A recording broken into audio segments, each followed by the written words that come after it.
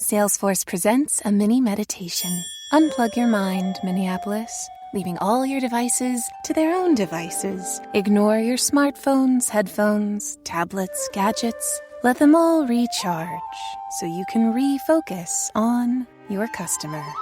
On your path to customer success, focus your teams with a single 360-degree view of your customer with Salesforce Customer 360. Find customer focus at salesforce.com/360. Hour number 3 coming up here on a Friday night, and we will continue with the conversation. Next up is Rachel in Quincy. Hi, Rachel. Welcome. You're next on Nightside. Hey, Dan. Happy New Year first. Right back at you, Rachel. All right. Thank you. So I'm just going to make a couple of points, and maybe you can kind of put me in perspective. So this whole thing that happened with Trump, whatever, he said march to the Capitol. Okay, march to the Capitol. Did he ever say take down the Capitol? That's just one point. Okay. Can I play? Let me ask you this: could I play for you exactly what he said? Yes, please. Then I have something else. Oh no, I'm not going to cut you off. Just this is only 12 seconds. He says we're going to walk down to the Capitol, and you have to be strong. So here it is. Cut 30 again, Rob, for Rachel. We're going to walk down to the Capitol because you'll never take back our country with weakness. You have to show strength, and you have to be strong. I think he led the crowd to believe that he was going to be walking with them. He didn't say you will walk. Go ahead. Okay.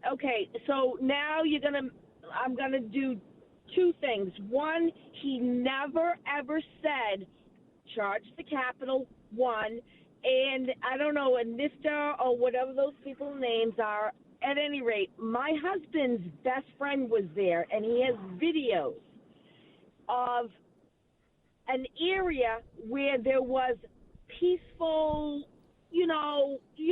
like whatever, doing whatever. Now, but my other point is, so now they're attacking him.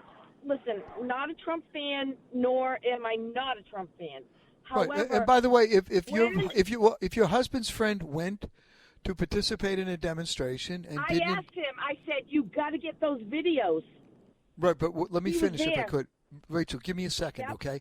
I just wanted to say that if your husband's friend went to the Capitol to demonstrate and he didn't engage in violence and he didn't breach barricades, he had every right to go and express himself. So that's not a problem. Our problem are the people who smashed doors, smashed windows, broke through barricades, fought with police, broke into people's offices, stole items from inside. It was like they were in there looting the Capitol. But go ahead.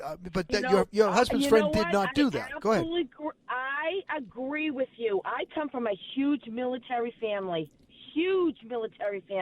My cousin he's in charge of Belgium. He's a commander, Navy SEAL. I am from a huge military family.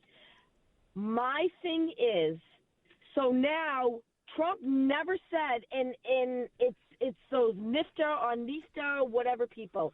Okay, that's one, but now when Black Lives Mattered and they destroyed their own people's, the fires, and I'm confused. Where is the difference? Well, they're different demonstrations, but there was violence associated with both. And I'm just saying that whatever people's point of view, whether they like Trump, don't like Trump, support Black Lives Matter, have concerns with some of the leadership of Black Lives Matter, everybody should denounce violence. That's all I'm trying to say. You know what? I 100% agree with you. Yeah. My thing is did he ever say take down the Capitol? You know what I mean? He said no, march. he didn't say that. He did not say that. But I also think that he was irresponsible, in my opinion, to give a 90-minute campaign speech to that crowd of people and then set them on the way. They were pretty psyched up. And I think that he should have come out that day and he led them to believe. He led them to believe that something significant was going to happen, that somehow the Electoral College vote was going to be derailed. There were promises made to people. There were representations. People were misled. And again, he gave a 90-minute campaign speech 2 months after the campaign ended. His behavior on Wednesday was unacceptable. It's as simple as that. Do I think that it rose to criminality? No, because he was exercising his rights under the First Amendment. There will be those who will say he engaged in insurrection, sedition, or treason, or whatever, and they have their right to that viewpoint. But it was an absolute bad judgment. I absolutely agree with you, and I guess what I'm trying to what my confusion is did he ever say take down the Capitol? No, he didn't. No, we've established right. that. But in the hundreds of thousands of people that were there was that. If he had said that, he should have been taken into custody, Rachel. Okay, you can't let him off the hook and say, well, he didn't say, hey, go down there and breach the barricades. No, but what he did was he knew he's a smart guy. He knows how to speak, and many would argue he's a demagogue. And I think that he got as close to demagoguery that day as he's ever gotten before. This was not a rally somewhere in Texas or Florida or Georgia or Ohio or Wisconsin. This was a rally in Washington, D.C. as people were about. Right. He played with fire. And what he did, in my opinion, and people will be upset for me to say this, he poured gasoline in himself and then lit his political legacy and his political future on fire. No, you know what, Dan? I can't agree with you more. He acted like a spoiled brat that never got his way. You got it. Hey, Rachel, on that point, I got to let you go because I'm past my break. All right, Dan. Happy New Year to you. And Happy New Year, Dan. Thank you so much. We'll talk to you later. Good night. 617-254-1030, 888-929-1030. What we're talking about tonight, for those of you who have joined a little late, is some of the developments today. Probably the most important of which, I think, is that early this morning, President Trump tweeted that he would not attend the inauguration on January 20th. His tweet was simply, to all those who have asked, I will not be going to the inauguration of January 20th. I think that's a good thing. I would ask you if it was simply sour grapes or good judgment. I think that after what we've gone through, there's no way he should go, and there's no way he would go. So I was asking whether you're surprised, disappointed, or elated. Also, Democrats now are urging him to resign, which I don't think he will do, suggesting that Mike Pence should invoke, along with the majority of the cabinet, the 25th Amendment, which I don't think they will do. That is not the purpose of the 25th Amendment. Or that somehow Congress will do a quickie impeachment on him. I don't think that's likely to happen either. And I think the Democrats would be smart to just let his time run out and let him move away and Joe Biden become president on January 20th. I think that you have people like Mazie Hirono from Hawaii who essentially is suggesting that I guess he could start a war. Nancy Pelosi as well, suggesting that this could become a horror show. I don't think that sort of language right now is helpful. If you really think it should become a horror show, I don't think you should be making political profit on that, and you should do whatever you can to make sure it's not a horror show. 617-254-1030, 888-929-1030. The ladies' line is 617-931-1030. Two of those lines are open, ladies, if you want to jump on board. John in Marshfield. John, you are next on Nightside. Go right ahead, John. Good evening, Dan. How you doing? I'm doing great, John. How are you tonight?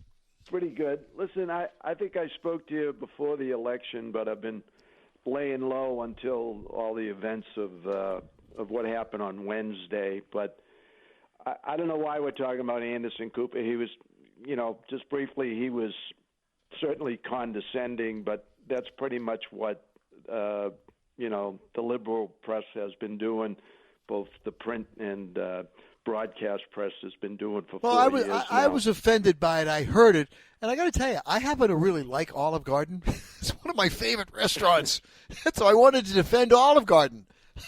Well, yeah, I think, I don't want to take a lot of your time, but go ahead.